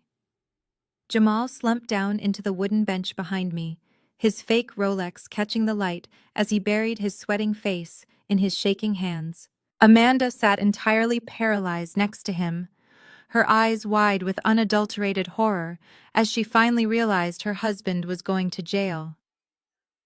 I opened the third and final folder, pulling out the official state agency report I received from Agent Thomas. And finally, Exhibit C. I announced, turning slightly so my mother Patricia could see the state seal printed on the cover. This is an official incident report from the Department of Child Protective Services, accompanied by the corresponding Cybercrimes Division trace. Yesterday morning, my mother deliberately filed a false anonymous report claiming I was severely abusing drugs and neglecting my child in a home without electricity or running water. The state agency traced the internet protocol address and the cell phone tower pinged directly back to Patricia's living room. She weaponized a government child welfare agency to inflict psychological terror and gain leverage in this fabricated lawsuit. Filing a malicious false report regarding child abuse is a severe felony in this state. I placed the final document onto the judge's bench. I stood tall, my posture perfect, and looked directly into the eyes of the veteran judge. The plaintiffs did not bring a legitimate legal dispute to this courthouse today, Your Honor. They brought a vicious, coordinated criminal conspiracy. The courtroom was dead silent. The trap snapped shut. Judge Robertson picked up the official state agency report and the sleek silver flash drive. He did not even need to plug the drive into his computer right this second to verify my claims. The certified police trace resting on his desk and my impeccable judicial reputation were more than enough to instantly seal their miserable fate. He slowly removed his silver-rimmed glasses, placing them carefully next to his wooden gavel. When he finally spoke, his voice was a terrifying, thunderous boom that seemed to physically shake the heavy oak walls of the courtroom. In my 40 years on the bench, I have presided over murders, massive corporate frauds, and horrific acts of violence. Judge Robertson began, his eyes locked onto my shrinking, terrified family. But I have rarely witnessed a display of such profound, sickening arrogance and sheer stupidity as the one you have brought into my courtroom today. You did not just file a frivolous lawsuit. You weaponized the justice system, you terrorized a minor, and you attempted to extort a respected public servant. This court finds your petition to be not only entirely baseless, but maliciously fabricated, Judge Robertson declared, picking up his wooden gavel. This civil case is officially dismissed with extreme prejudice. You are permanently barred from ever filing another claim against this estate or this defendant in the state. But we are far from finished here today. My father, Richard, swallowed hard, his face pale and sweating profusely under the harsh fluorescent lights. Filing a frivolous lawsuit designed to harass and extort carries severe financial penalties, the judge continued mercilessly. I am ordering the plaintiffs to immediately pay all court costs, administrative fees, and maximum punitive sanctions. Furthermore, although the defendant represented herself, she is entitled to compensation for the sheer volume of billable hours this malicious defense required. I am ordering you to pay a total of $150,000 in legal sanctions and penalties. This judgment is effective immediately. If you fail to produce these funds, I will authorize the immediate garnishment of your wages and place aggressive liens on your homes and vehicles. A collective gasp echoed from the gallery. They had just maxed out 3 different credit cards simply to buy a single extravagant dinner the night before. Now they were legally bound to pay $150,000 they absolutely did not possess. Their fake luxury lifestyle was officially destroyed, reduced to ashes by a single strike of a wooden gavel. But the devastating financial ruin was only the beginning of their punishment. Judge Robertson turned his lethal gaze directly toward Jamal, who was currently trying to slide down into the hard wooden bench and make himself invisible. "Mr. Mitchell." Judge Robertson barked, causing Jamal to physically jump in his seat. "This is a civil court, but I am a sworn officer of the law. I have been presented with certified evidence of severe criminal misconduct, including the terroristic threatening of a minor and criminal extortion. I will be forwarding this entire file, including the audio recording and the cybercrimes trace, directly to the district attorney for immediate felony prosecution. However, given the explicit threats you made to a 15-year-old boy on public school property, I find you to be an immediate and active danger to the community." Judge Robertson did not even hesitate. He simply raised his hand and gestured toward the back of the room. "Bailiffs, take that man into custody right now." The two massive, heavily armed security officers, who had been standing quietly by the heavy oak doors, instantly sprang into action. They marched down the center aisle, their heavy boots thudding aggressively against the polished marble floor. Jamal scrambled backward, his eyes wide with absolute panic. He practically climbed over my father in a desperate, pathetic attempt to escape the inevitable. "Wait! No! You cannot do this!" Jamal shrieked, his voice cracking into a high-pitched wail. "I am a CEO. I have a crypto business. You cannot arrest me." The officers did not care about his imaginary business or his delusional status. One bailiff grabbed Jamal by the collar of his tight maroon suit jacket, violently hauling him over the wooden gate. The cheap fabric of the jacket ripped audibly at the shoulder seam. The second officer grabbed Jamal's wrists, forcing them roughly behind his back. The sharp metallic click of heavy steel handcuffs locking securely over Jamal's fake gold watch echoed clearly through the silent courtroom. Amanda erupted into pure hysteria. She leaped up from the wooden bench, dropping her rented orange purse onto the floor where it was immediately trampled by the struggling officers. Amanda screamed at the top of her lungs, black mascara tears ruining her heavy makeup, as she watched her husband being treated like a common criminal.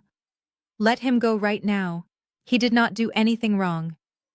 Kate is lying. She is a liar." Judge Robertson slammed his gavel down so hard it sounded like a gunshot. "One more word out of you, young lady, and I will have you arrested for contempt of court and seat you in a holding cell right next to him," the judge roared. Amanda instantly clamped her hands over her mouth, sobbing violently, but terrified to make another sound. She watched in absolute horror as the bailiffs dragged her crying, handcuffed husband down the center aisle and out the heavy oak doors. My parents sat completely frozen in shock. In less than 10 minutes, their arrogant illusion of power and wealth had been completely obliterated. I did not linger to watch my parents process their utter destruction. I calmly closed my leather briefcase, snapped the gold latches shut, and picked it up from the defense table. I offered one final respectful nod to Judge Robertson, who returned the gesture with a look of quiet professional solidarity. I turned on my heel and walked straight down the center aisle, my heels clicking with a steady, victorious rhythm. I did not look left or right as I passed the wooden benches, where my mother and father remained frozen in absolute terrified shock. I pushed open the heavy oak doors and stepped out into the cool, quiet mahogany hallway of the 4th floor. I had barely taken 10 steps toward the private judge's elevators when I heard the frantic, desperate clicking of my mother's shoes rushing up behind me.